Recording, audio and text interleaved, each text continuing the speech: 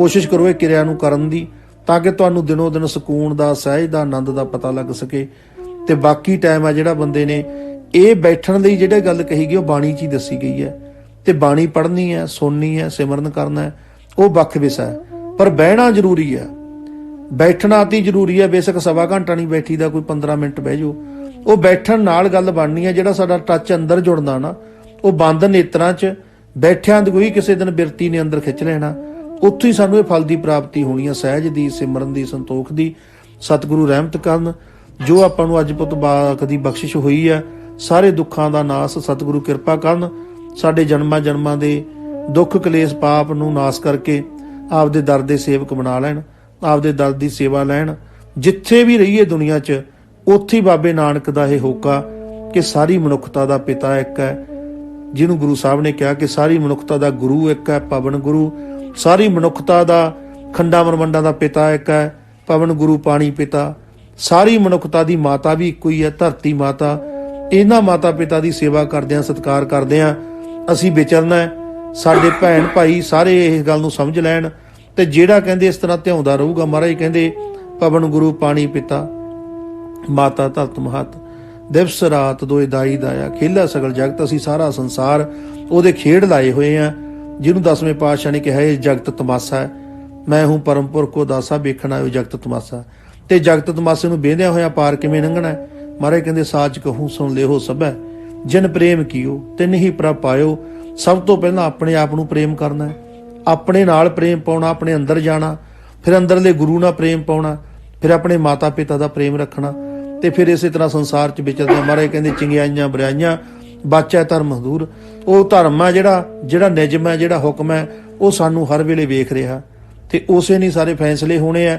ਉਹਦੇ ਫੈਸਲੇ ਸਿੱਧੇ ਸਿੱਧੇ ਹੀ ਆ, ਕਿਸੇ ਦੀ ਸਿਫਾਰਿਸ਼ ਨਹੀਂ ਚੱਲਦੀ। ਜੇ ਕਿਸੇ ਨੇ ਅੰਬ ਦਾ ਬੀਜ ਬੀਜਿਆ ਤਾਂ ਉਹਨਾਂ ਦੇ ਘਰੇ ਅੰਬ ਹੀ ਲੱਗਣਗੇ, ਡਰਨ ਦੀ ਲੋੜ ਨਹੀਂ। ਜੇ ਕਿਸੇ ਨੇ ਅੱਕਾਂ ਦੀਆਂ ਕੁਕੜੀਆਂ ਬੀਜੀਆਂ ਤਾਂ ਉਹਨਾਂ ਦੇ ਅੱਕ ਹੀ ਲੱਗਣਗੇ।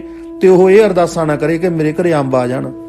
ਮਹਾਰਾਜ ਕਹਿੰਦੇ ਜਿਹਾ ਬੀਜਾ ਸੋ ਲਾਉਣਾ ਹੈ। ਕਰਮਾ ਸੰਦਰਾ ਖੇਤ, ਇਹ ਧਰਤੀ ਹੈ ਜਿਹੜੀ, ਇਹ ਕਰਮਾ ਸੰਦਰਾ ਖੇਤ ਹੈ। ਇੱਥੇ ਬਹਿ ਕੇ ਅਸੀਂ ਜੋ ਸੋਚਾਂਗੇ ਉਹੀ ਹੋਊਗਾ, ਜੋ ਬੀ ਪਾਵਾਂਗੇ ਉਹੀ ਫਲ ਮਿਲਣਗੇ। ਅਸੀਂ ਗਾਲਾਂ ਦੇ ਕੇ ਦੂਜੇ ਤੋਂ ਫੁੱਲਾਂ ਦੀ ਆਸ ਨਾ ਰੱਖਗੇ, ਅਸੀਂ ਦੂਜੇ ਪਾਸੋਂ ਸ਼ੇਅਰਾਂ ਦੀ ਆਸ ਨਾ ਰੱਖਗੇ। ਜੋ ਕਹਾਂਗੇ ਉਹੀ ਵਾਪਸ ਆਊਗਾ। ਜੋ ਬੀਜਾਂਗੇ, ਭਾਵੇਂ ਅਸੀਂ ਅੱਖਾਂ ਨਾਲ ਬੀਜਦੇ ਹਾਂ, ਬੇਸ਼ੱਕ ਅਸੀਂ ਬੋਲਾਂ ਨਾਲ ਬੀਜਦੇ ਹਾਂ, ਹੱਥਾਂ ਨਾਲ ਬੀਜਦੇ ਹਾਂ, ਕਿਵੇਂ ਵੀ ਬੀਜਦੇ ਹਾਂ, ਜੋ ਬੀ ਪਾਵਾਂਗੇ। ਤੇ ਉਹਦਾ ਸਭ ਤੋਂ ਸੌਖਾ ਦੇਖਣ ਦਾ ਟ੍ਰਾਇਲ ਕੀ ਆ? ਅੱਖਾਂ ਬੰਦ ਕਰਕੇ 10 ਮਿੰਟਾਂ ਲਈ ਬਹਿ ਜਾਓ। ਜੇ ਤੁਸੀਂ ਆਪਦੇ ਘਰੇ ਅਤੀ ਸੌਖੇ ਹੋ, ਤੁਹਾਡੇ ਘਰੇ ਅੰਨ ਵੀ ਹੈ, ਧਨ ਵੀ ਹੈ, ਘਰ ਵੀ ਹੈ, ਦਿਲ 'ਚ ਸਹਿਜ ਵੀ ਹੈ, ਸਕੂਨ ਵੀ ਹੈ, ਸਮਝ ਲਓ ਤੁਸੀਂ ਉਹ ਭਾਗਾਂ ਵਾਲੇ ਬੰਦਿਆਂ 'ਚ ਆਉਣੇ ਹੋ ਜਿਨ੍ਹਾਂ ਨੇ ਕਦੇ ਕਿਸੇ ਦਾ ਮਾੜਾ ਨਹੀਂ ਕੀਤਾ। ਕਿਉਂਕਿ ਤੁਸੀਂ ਬੀਜ ਜਦੋਂ ਪਿਆਰ ਦਾ ਪਾਈ ਬੈਠੇ ਹੋ, ਤੇ ਅੱਜ ਤੁਸੀਂ ਪਿਆਰ 'ਚ ਬੈਠੇ ਹੋ। ਤੁਹਾਡੇ ਕੋਲੇ ਸਾਰੀਆਂ ਨਿਆਮਤਾਂ, ਇਹ 9 ਨਿਧਾਨ ਤੁਹਾਡੇ ਘਰ ਤਾਂ ਹੀ ਆ ਕਿ ਤੁਸੀਂ ਕਦੇ ਕਿਸੇ ਦਾ ਮਾੜਾ ਕੀਤਾ ਨਹੀਂ ਹੈ। ਤੇ ਜੇ ਤੁਸੀਂ ਤਪਦੇ ਫਿਰਦੇ ਹੋ, ਰੋਗੀ ਹੋ, ਸੋਗੀ ਹੋ, ਥਾਂ ਥਾਂ ਤੋਂ ਮਾਰਾਂ ਪੈਂਦੀਆਂ, ਵਾਰੀ-ਵਾਰੀ ਐਕਸੀਡੈਂਟ ਹੁੰਦੇ ਆ, ਵਾਰੀ-ਵਾਰੀ ਸਾਨੂੰ ਥਾਣੇ ਕਚਹਿਰੀਆਂ ਦੇ ਚੱਕਰ ਲਾਉਣੇ ਪੈਂਦੇ ਆ, ਸਮਝ ਲਓ 20 ਸਾਥੋਂ ਗਲਤ ਪੈ ਰਿਹਾ। ਕਿਤੇ ਨਾ ਕਿਤੇ 20 ਪਾਉਣ 'ਚ ਮਿਸਟੇਕ ਸਾਥੋਂ ਹੋ ਚੁੱਕੀ ਹੈ। ਉਹਦੀ ਅਸੀਂ ਮਾਫੀ ਮੰਗੀਏ ਸਤਿਗੁਰਾਂ ਤੋਂ। ਆਉਣ ਵਾਲੇ ਸਮੇਂ ਦੇ ਵਿੱਚ ਪਿਛਲੀਆਂ ਗਲਤੀਆਂ ਦੀ ਮਾਫੀ ਮੰਗ ਕੇ ਆਉਣ ਵਾਲੇ ਸਮੇਂ ਲਈ ਸਹੀ ਬੀਜ ਹੈ ਜਿਹੜਾ ਪਿਆਰ ਦਾ ਬੀਜ, ਸਾਰੀ ਮਾਨਵਤਾ ਨੂੰ ਇੱਕ ਜਾਣਨ ਵਾਲਾ ਬੀਜ, ਆਪਣੇ ਆਪ ਨੂੰ ਪਰਮ ਪਿਤਾ ਪ੍ਰਮਾਤਮਾ ਦਾ ਪੁੱਤਰ ਜਾਣਨ ਵਾਲਾ ਬੀਜ। ਖਾਲਸੇ ਨੂੰ ਕਲਗੀਧਰ ਨੇ ਕਾਲ ਪੁਰਖ ਦਾ ਪੁੱਤਰ ਬਣਾਇਆ ਤੇ ਉਹਦੇ ਪੁੱਤਰ ਬਣ ਕੇ ਰਹਿਣਾ, ਤੇ ਉਹਦੇ ਪੁੱਤਰ ਬਣ ਕੇ ਮਾਣ ਨਾਲ ਹੀ ਕਹਿਣਾ ਕਿ ਸਾਡਾ ਪਿਤਾ ਸਮਰੱਥ ਹੈ, ਤੇ ਜਿਹੜਾ ਇੱਥੇ ਵੀ ਸਾਡਾ ਬਾਲੀ ਹੈ ਤੇ ਸੱਚਖੰਡ ਵੀ ਸਾਡਾ ਬਾਲੀ ਹੈ। ਇੱਥੋਂ ਜਾਈਏ ਤਾਂ ਹੱਸਦਿਆਂ ਖੇਡਦਿਆਂ ਜਾਈਏ।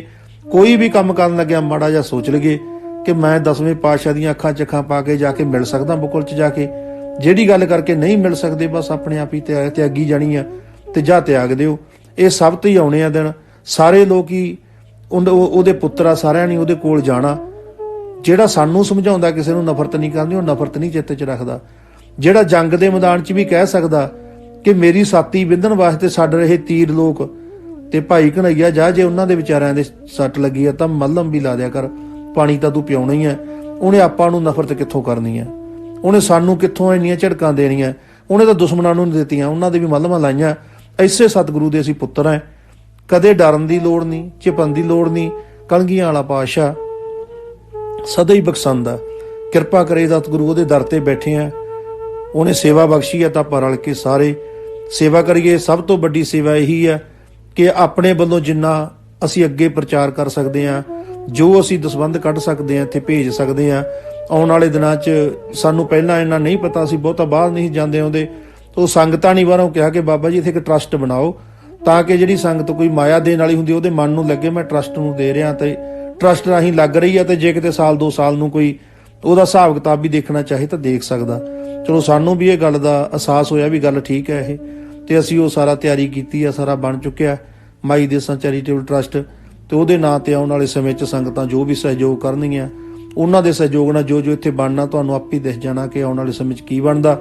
ਹੁਣ ਤੱਕ ਸਾਨੂੰ ਹੁਕਮ ਨਹੀਂ ਸੀ ਬਹੁਤਾ ਕਹਿਣ ਦਾ, ਕਿਸੇ ਨੂੰ ਸੇਵਾ ਦਾ ਕਿਹਾ ਵੀ ਨਹੀਂ ਹੈ। ਜਿਹੜੇ ਆਉਂਦੇ ਆ ਇੱਥੇ ਕਈ ਸਾਲਾਂ ਤੋਂ ਜਾਣਦੇ ਆ ਕਿ ਕਦੇ ਵੀ ਉਹਨਾਂ ਨੂੰ ਇਹ ਨਹੀਂ ਸੀ ਕਿਹਾ ਕਿ ਇੱਥੇ ਆਹ ਦੇ ਜੋ, ਇੱਥੇ ਆਹ ਦੇ ਜੋ, ਇੱਥੇ ਆਹ ਚੱਲਦਾ।